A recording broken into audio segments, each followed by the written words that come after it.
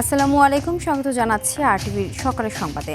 আপনাদের সঙ্গে আছে আমি সিনথিয়া রহমান। জলবায়ু সহনশীলতা গড়ে তুলতে অংশীদারিত্ব, প্রযুক্তি, অর্থায়ন ও বৈশ্বিক যৌথ অঙ্গীকারের উপর গুরুত্ব আরোপ করেছেন প্রধানমন্ত্রী তারেক রহমান। চীনের ডালিয়ানে ওয়ার্ল্ড ইকোনমিক ফোরামের গ্রীষ্মকালীন দাভোস সম্মেলনে তিনি বলেন, জলবায়ু ক্ষয়ক্ষতি তহবিলকে প্রতিশ্রুতির গণ্ডি পেরিয়ে বাস্তবায়নে আনতে হবে। একই সঙ্গে ঝুঁকিপূর্ণ দেশগুলোর জন্য জলবায়ু অর্থায়ন সহজলভ্য করা এবং সবুজ জলবায়ু তহবিলকে আরও কার্যকর করার আহ্বান জানান তিনি। প্রধানমন্ত্রী বলেন, জলবায়ু সংকট মোকাবিলায় প্রশমন উদ্যোগের পাশাপাশি অভিযোজন ব্যবস্থাও সমানভাবে জরুরি। চীন থেকে প্রধানমন্ত্রীর চীন সফরের সর্বশেষ খবর জানাচ্ছেন মাইদুর রহমান রুবেল। সফরের তৃতীয় দিনও ব্যস্ততা কমেনি প্রধানমন্ত্রী তারেক রহমানের। আজকে সকালবেলায় বেশ কিছু অনুষ্ঠানে তিনি অংশগ্রহণ করবেন। প্রথমে যে অনুষ্ঠানটিতে আমরা দেখেছি সেটি হচ্ছে ওয়ার্ল্ড ইকোনমিক ফোরামের 17তম বার্ষিক সভায় তিনি যোগ দিয়েছেন। সেইখানে ব্যবসায়ী কেন্দ্রিক বেশ কিছু গুরুত্বপূর্ণ বিষয়ে আলোচনা হওয়ার কথা রয়েছে। মূলত বাংলাদেশ সরকারের যে লক্ষ্য সেটি হচ্ছে বাংলাদেশে বিনিয়োগ নিশ্চিত করতে তারা কাজ করছে। একই সাথে জলবায়ু পরিবর্তনে কিন্তু তারা গতকালকে একটা সভায় যোগ দিয়েছিলেন, যেখানে বলা হয়েছিল যে দরিদ্র দেশগুলোতে যারা জলবায়ু ঝুঁকিতে আছে তাদেরকে মূলত উন্নত দেশগুলোর পাশে দাঁড়ানোর আহ্বান জানিয়েছিলেন প্রধানমন্ত্রী। এছাড়া আজকে এই ওয়ার্ল্ড ইকোনমিক ফোরামের বৈঠক শেষ করে তিনটি গুরুত্বপূর্ণ মিটিংয়ে অংশ নেবেন, যেখানে আমরা শুনতে পেয়েছি, যেটি জানতে পেরেছি সেটি হচ্ছে গিয়ে এই চায়নার রোড অ্যান্ড সেতু বিভাগের চেয়ারম্যানের সাথে সাক্ষাৎ করার কথা রয়েছেন, রেল বিভাগের চেয়ারম্যানের সাথে সাক্ষাৎ করার কথা রয়েছেন, এবং এখানে আরো বেশ কয়েকটি গুরুত্বপূর্ণ বিষয়ে এখানে দ্বিপাক্ষিক বৈঠক কিন্তু হওয়ার কথা রয়েছে ডালিয়ানে, যেইখানে মূলত তারা বাংলাদেশে রেলকে আরো উন্নত কিভাবে করা যায় সেই বিষয়টি কিন্তু গুরুত্ব পাবে।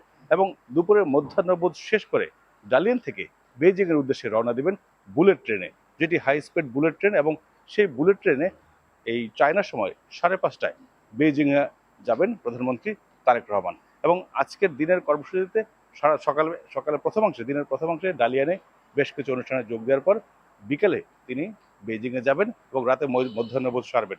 সেটি হচ্ছে গিয়ে চায়নার যে প্রধানমন্ত্রী তার তার আমন্ত্রণে বেইজিংয়ে যাবেন, সেখানে মধ্যাহ্নভোজে অংশ নেবেন। এবং আগামীকাল মূলত বেইজিংয়ে বেশ কিছু গুরুত্বপূর্ণ অনুষ্ঠান রয়েছে প্রধানমন্ত্রী তারেক রহমানের। এবং সবশেষ চীনের প্রেসিডেন্ট শি জিনপিং এর সাথে সবচেয়ে আলোচিত বা গুরুত্বপূর্ণ বৈঠকটি হবেন, যেদিকে তাকিয়ে আছে গোটা দেশ।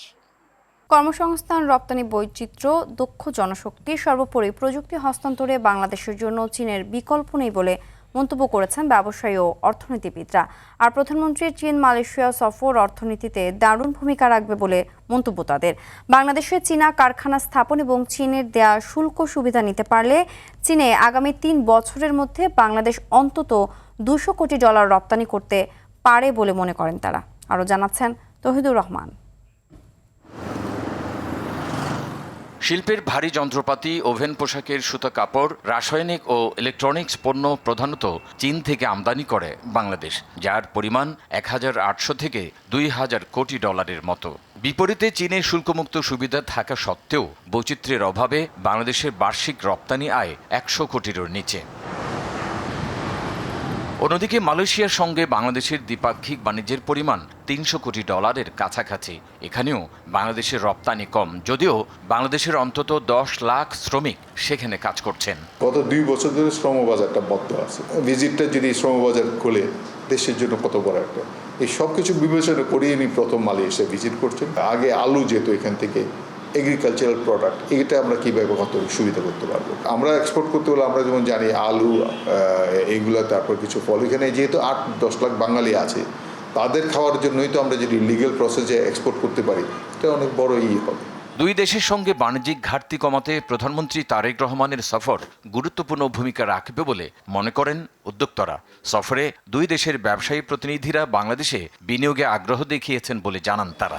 যখনই চায়না তার ইন্ডাস্ট্রিগুলি রিলোকেট করবে বাংলাদেশের দিকে, যেটা চায়না ইন্টারেস্টেড, তখন দেখা যাবে যে এখানে ম্যানুফ্যাকচারিং হাব হয়ে যাবে এবং আমাদের এক্সপোর্টও কিন্তু অনেক এক্সপোর্ট দেখা যাবে যে চায়নাতে আমরা করছি, আবার ইউরোপ আমেরিকা করছে। প্রথম সফর হিসেবে চীনে যাওয়াটা এক ধরনের রাজনৈতিক ইঙ্গিত বহন করে এবং এখান থেকে বাংলাদেশের সুবিধা নেবার সুযোগ রয়েছে। দেশের নিজস্ব ব্র্যান্ড গড়া এবং চীনা উদ্যোক্তাদের সঙ্গে যৌথ শিল্প প্রতিষ্ঠান করা হলে বাংলাদেশ দারুণ উপকৃত হবে বলে আশা করেন তারা। $40 বিলিয়ন এক্সপোর্ট করি, আমাদের বাংলাদেশের কোনো ব্র্যান্ড, নিজস্ব ব্র্যান্ড নাই। H&M, লিভাইস, আমাদের এখানে গার্মেন্টস থেকে তারা কেনার পরে এটা 2 গুণ দামে ওখানে বিক্রি করতেছে।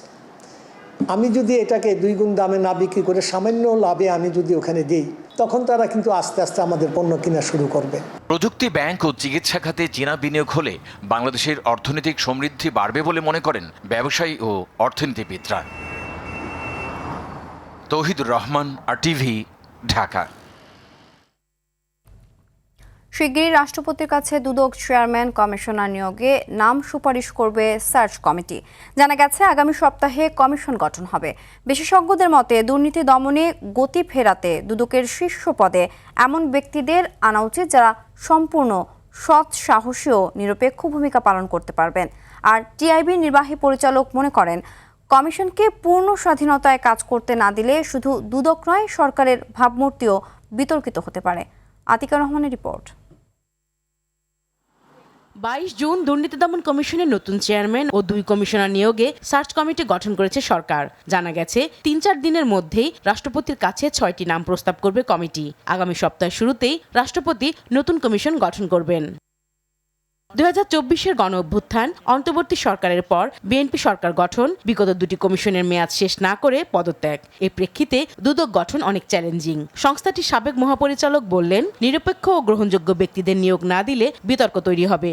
কি ধরনের মানুষদেরকে এই ইয়েতে দেওয়া হচ্ছে, আপনার বাছাই করে দেওয়া হচ্ছে চেয়ারম্যান এবং কমিশনার হিসাবে, তাদের যোগ্যতা, দক্ষতা, সততা এবং আপনার কাজের যে অভিজ্ঞতা এবং স্বচ্ছ ইমেজ, এই সমস্তর উপরে নির্ভর করবে যে তারা পরবর্তীতে কতখানি নিরপেক্ষভাবে কাজ করতে পারবে, সরকার কতখানি সহযোগিতা দেবে, সেটাও একটা ব্যাপার। টিআইবি নির্বাহী পরিচালকের মতে, নিরপেক্ষ কমিশন গঠন না হলে দেশে ও আন্তর্জাতিক পর্যায়ে বাংলাদেশের ভাবমূর্তি নষ্ট হবে। সততার সাথে, দক্ষতার সাথে, যোগ্যতার সাথে কাজ করার মতো তারা ট্র্যাক রেকর্ড আছে এবং বিশেষ করে দুর্নীতির মতো বিষয়ে তারা কঠোর অবস্থান নেওয়ার মতো সৎ সাহস দৃঢ় আছে এবং দলীয় বিবেচনায় নিয়োগপ্রাপ্ত হলেও দলীয় অবস্থান থেকে তারা দায়িত্ব পালন করবে না। তারা আইনের চোখে সবাই সমান, এই বিবেচনায় তারা দায়িত্ব পালন করবে। এরকম ব্যক্তি খুঁজে পাওয়াটা কিন্তু মোটেই কঠিন না। স্বাধীনভাবে কাজ করতে না পারলে দুদক প্রশ্নবিদ্ধ হবে এবং সরকারের দুর্নীতির বিরুদ্ধে জিরো টলারেন্স ঘোষণা বাস্তবায়ন হবে না। বিশাল ত্যাগের বিনিময়ে, রক্তের বিনিময়ে অর্জিত যে নতুন সম্ভাবনা এবং যেটাকে ধারাবাহিকতা বজায় রেখেই এই সরকার দুর্নীতি বিরোধী অঙ্গীকার নিয়ে, স্লোগান নিয়ে মানুষের কাছে ভোট পেয়ে ক্ষমতায় আসলো। তারা জনগণকে কী বলছে যে যারা ক্ষমতায় থাকেন তাদের নিজেদের পছন্দ, তাদের রাজনৈতিক বিবেচনার বাইরে তারা কোনো এই ধরনের রাষ্ট্রীয় প্রতিষ্ঠানে বা গুরুত্বপূর্ণ জবাবদিহি প্রতিষ্ঠা করার মতো প্রতিষ্ঠানে তারা নিয়োগ দেবেন, এটা আশা করা কঠিন। আমার দেশেও দৃষ্টান্ত আছে, দলীয় বিবেচনা নিয়োগের পর সৎসাহসের সাথে কাজ করেছে বিভিন্ন প্রতিষ্ঠানে, এরকম দৃষ্টান্ত আছে। দুদকের নতুন কমিশন দুর্নীতিবাজদের শাস্তি নিশ্চিত এবং দুর্নীতি নির্মূলে দৃষ্টান্ত স্থাপন করবে বলে প্রত্যাশা করছে টিআইবি। আতিকা রহমান, RTV, ঢাকা।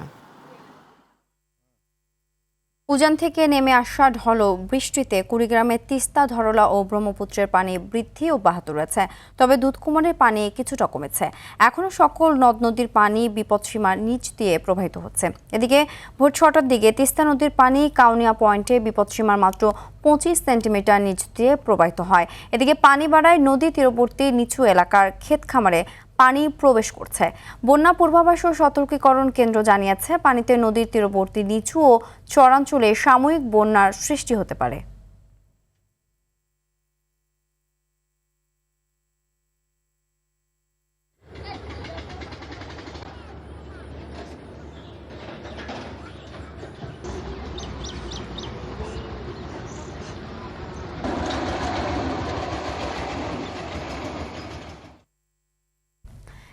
এই বিষয়ে আরও জানাতে কুড়িগ্রাম থেকে সরাসরি যোগ দিচ্ছেন সহকর্মী আব্দুল কুদ্দুস চঞ্চল।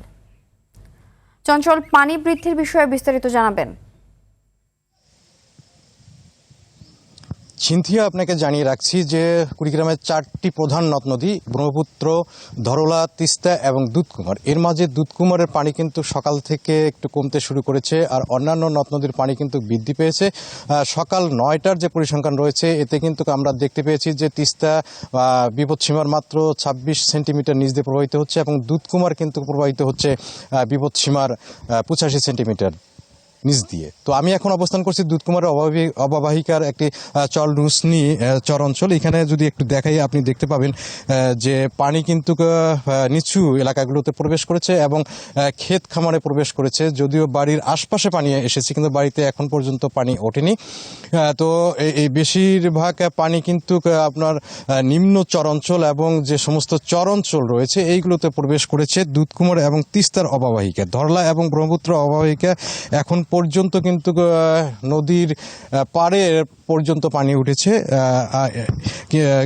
দুধকুমার এবং তিস্তার পানি কিন্তু অনেকটা বৃদ্ধি পেয়ে কিন্তু চর অঞ্চলগুলোতে কিন্তু 2 দিন থেকে পানি অবস্থান করছে। তো পানি উন্নয়ন বোর্ড যেটি জানিয়েছে যে এই মুহূর্তে আজ দুপুর পর্যন্ত পানি বৃদ্ধি পাওয়ার সম্ভাবনা রয়েছে এবং আগামীকাল এবং তার পরের দিন পর্যন্ত পানি স্থিতিশীল থাকবে এবং এই সময়টা কিন্তু নিচু অঞ্চলগুলো যে রয়েছে এই অঞ্চলগুলোর ক্ষেত খামারে পানি উঠবে। ফলে কিন্তু এখানকার কিছু কিছু ফসল রয়েছে যেরকম পাট, ভুট্টা, চীনাবাদাম সহ তিল রয়েছে, এইগুলোর কিছুটা ক্ষতি সাধন হতে পারে বলে ধারণা করা হচ্ছে। তবে বড় ধরনের বন্যার যেটি আসার কথা সেটি কিন্তু শঙ্কা নেই এই মুহূর্তে, যেহেতু এখন পর্যন্ত পানি লোকালয়ে প্রবেশ করেনি এবং বাড়িঘর কিন্তু এখন পর্যন্ত ডুবে যায়নি। ফলে কিন্তু বন্যার যে আশঙ্কা বড় ধরনের সেটি কিন্তু এখন পর্যন্ত করা হচ্ছে না। তবে পানি উন্নয়ন বোর্ড এবং বন্যা সতর্কীকরণ কেন্দ্র যেটি আমাদেরকে বলেছে যে আগামী 2 দিন ব্যাপী এই পানি স্থিতিশীল থাকবে এবং এই পানি নিম্ন চর অঞ্চল এবং চর অঞ্চলগুলোতে কিন্তু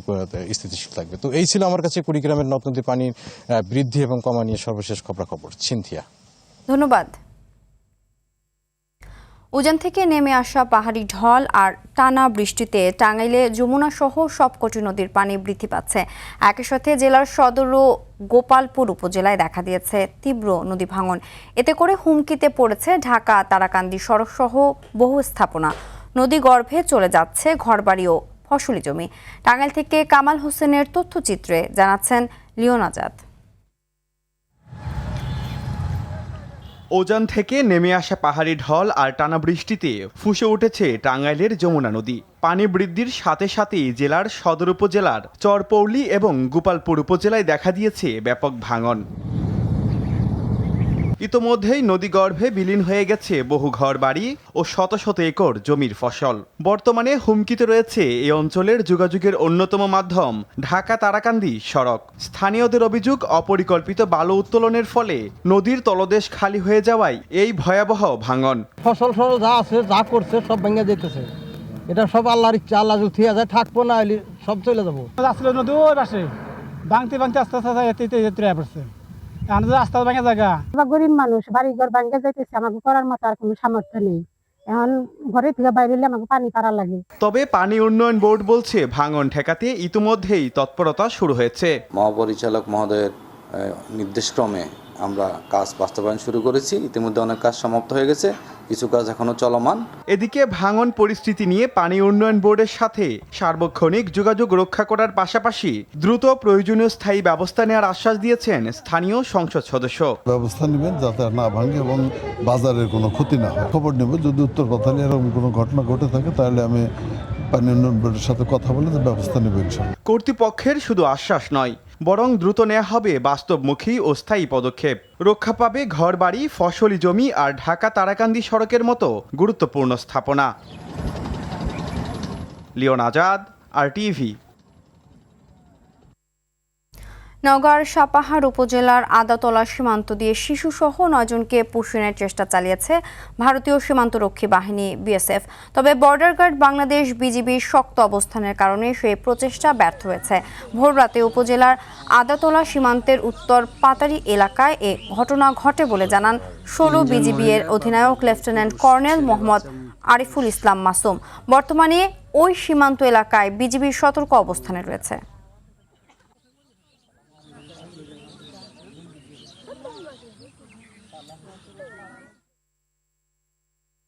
সরকারিভাবে কৃষকদের কাছ থেকে বোরো ধান সংগ্রহে ব্যাপক অনিয়মের অভিযোগ উঠেছে পিরোজপুরের নাজিরপুর উপজেলা খাদ্য গুদামের কর্মকর্তা কর্মচারীদের বিরুদ্ধে।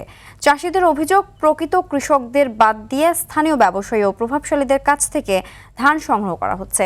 এতে সরকারি মূল্যে ধান বিক্রির সুযোগ থেকে বঞ্চিত হচ্ছেন তারা।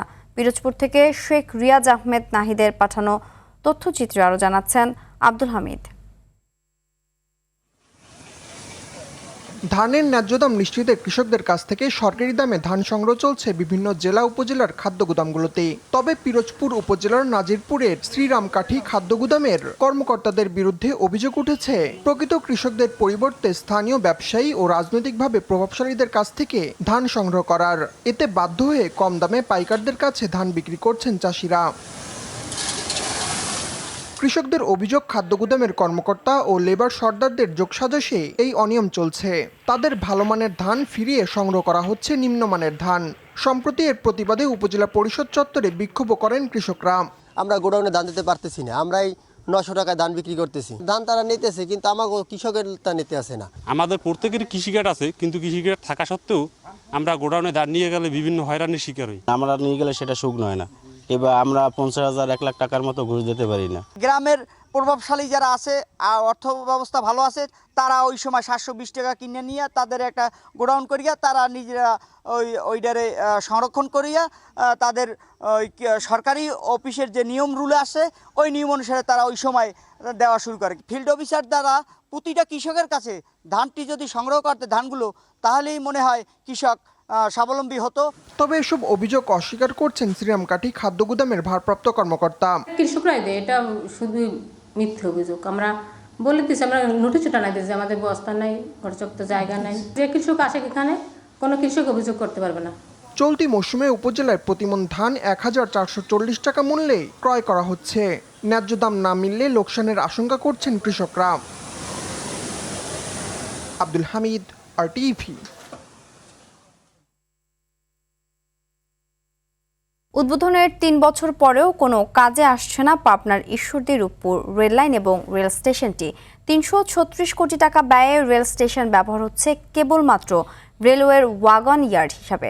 স্থানীয়রা বলছেন, দূরদর্শী পরিকল্পনা এবং সংশ্লিষ্ট দপ্তরগুলোর সমন্বয়হীনতার অভাবে এই প্রকল্প থেকে দীর্ঘদিনেও মিলছে না কোনো সুফল। পাবনার ঈশ্বরদী থেকে বাইজিদ বোস্তামের তথ্যচিত্র আরও জানাচ্ছেন আবরার মাহি। পাবনার ঈশ্বরদী থেকে রূপপুর পর্যন্ত প্রায় 26.52 কিলোমিটারের ডুয়েল গেজ রেলপথ ও স্টেশন নির্মাণে ব্যয় হয় প্রায় 336 কোটি টাকা। রূপপুর পারমাণবিক বিদ্যুৎ কেন্দ্রের ভারী যন্ত্রপাতি, মালামাল এবং পারমাণবিক জ্বালানি নিরাপদে ও সহজে পরিবহনের লক্ষ্যে এটি নির্মাণ করা হয়। প্রকল্প সংশ্লিষ্ট মালামাল পরিবহনের পাশাপাশি উত্তরাঞ্চলের ব্যবসা বাণিজ্যে ইতিবাচক পরিবর্তনের প্রত্যাশা ছিল। তবে স্টেশনটি এখন অনেকটা পরিত্যক্ত ওয়াগন ইয়ার্ড হিসেবে ব্যবহৃত হচ্ছে। আমদানি করা নতুন রেল কোচ বা খালি ওয়াগন রাখার জায়গা হিসেবে এটিকে ব্যবহার করছে রেল কর্তৃপক্ষ। স্টেশনটাকেও এখন তারা রেস্ট হাউস হিসেবে ব্যবহার করতেছে। আওয়ামী লীগের পিরিয়ডে আমাদের রেলওয়ে কিছু কর্তৃপক্ষ এবং এই দুর্নীতি ঠিকাদার এরা হচ্ছে যাক সাজসে এই টেন্ডারটা করায়, তারা এই কাজটা করে টাকাটা লুটপাট করে নিচ্ছে। সরকারের যে 350 কোটি টাকা বা 320-30 কোটি টাকা খরচ হলো, এটা এক সময় হয়তো বা জলে যাবে। এখন পর্যন্ত আমরা কোনো ভালো কিছু দেখি নাই। অকেজো গাড়ি এখানে নিয়ে এসে ইয়ার্ডে রাখা হয়, মাল বগি টগি এগুলো এখানে থাকে। আমরা এই পর্যন্ত দৃশ্যমান দেখতেছি, আণবিকের কোনো জিনিস মাল এখানে আসি নাই। রেলপথ ও স্টেশন ব্যবহারের জন্য পুরোপুরি প্রস্তুত রয়েছে বলে জানান এই রেল কর্মকর্তা।